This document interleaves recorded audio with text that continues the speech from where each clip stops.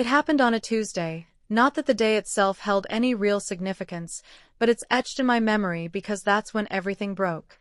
She stood in the doorway, gripping a suitcase, and uttered the sentence that fractured my reality like a bone snapping clean through.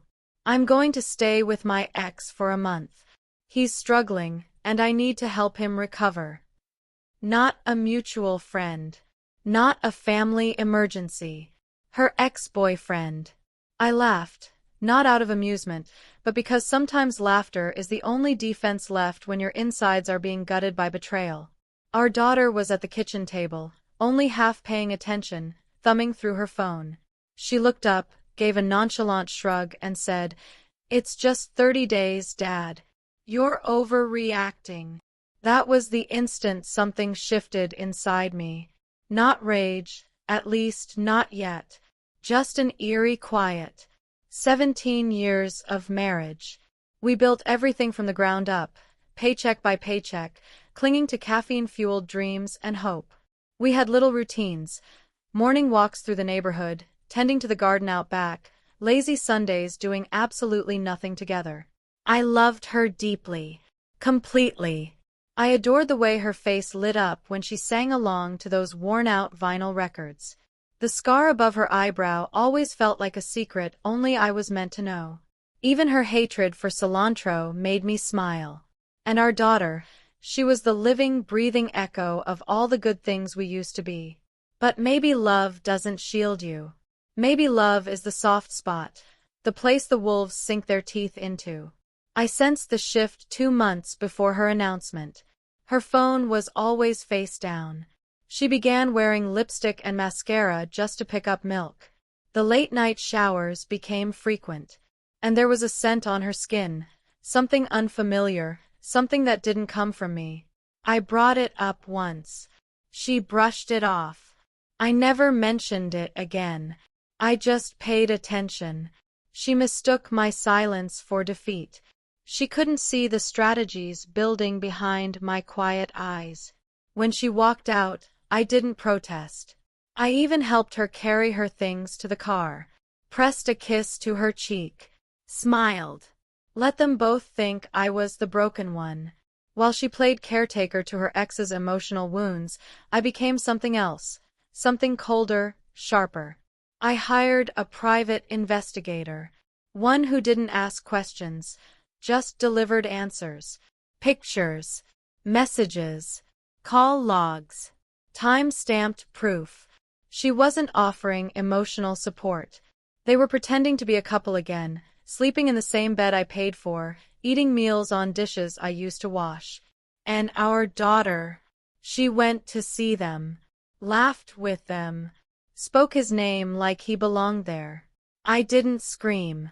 I didn't lash out. I moved quietly. And I started with the finances. I redirected all our financial accounts, froze the shared credit cards, and moved assets into a trust secured with a lock she couldn't break. Then came the house.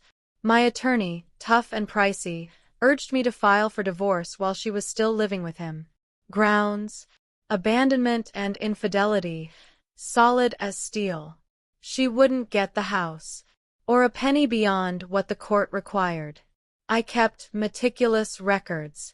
Screenshots, timestamps, even her own social media posts helped me build my case. People have a strange habit of broadcasting their betrayals in selfies and status updates. The 30 days passed. She returned with a smile, acting like no time had moved forward. She said she'd grown, found some clarity, and maybe we could start fresh.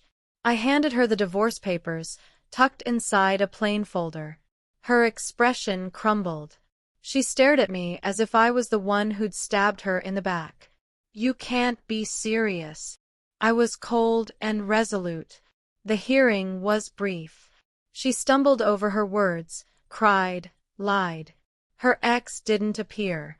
Our daughter sat beside her, arms crossed, shooting me a glare that branded me the bad guy. The judge ruled in my favor, adultery and abandonment proven. I kept the house and the majority of our assets. She walked away with her belongings, her car, and a modest settlement to rebuild her life. When it ended, she whispered bitterly, "You destroyed everything."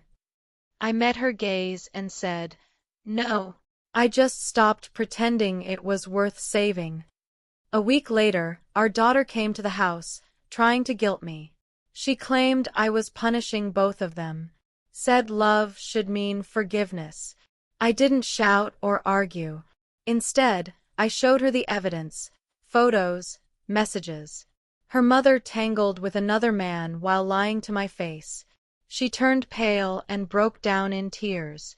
I told her she was free to live with her mother if she wished, but there was no room in my home for comfort wrapped in betrayal. She left that night. I watched them fall apart. Her ex wasn't the man she remembered. He had demons far deeper: addiction, debt, rage. He hit her once. She called me. I didn't answer. A month later, she filed a restraining order, posted vague quotes about self-love and lessons learned, and moved into a tiny apartment in one of the rougher parts of town. She had to work again to make ends meet. Our daughter tried to return a few times. I allowed visits, but the warmth was gone. Actions have consequences. She chose betrayal, and betrayal demands its toll. Now, I live quietly. The garden still thrives. Coffee brews every morning. The house breathes free of lies clinging to its walls. People say I'm cold. Let them. I was kind until they taught me not to be. This isn't bitterness. It's clarity. Love doesn't mean surrendering to treachery. Sometimes the kindest thing you can do is walk away while they're still watching.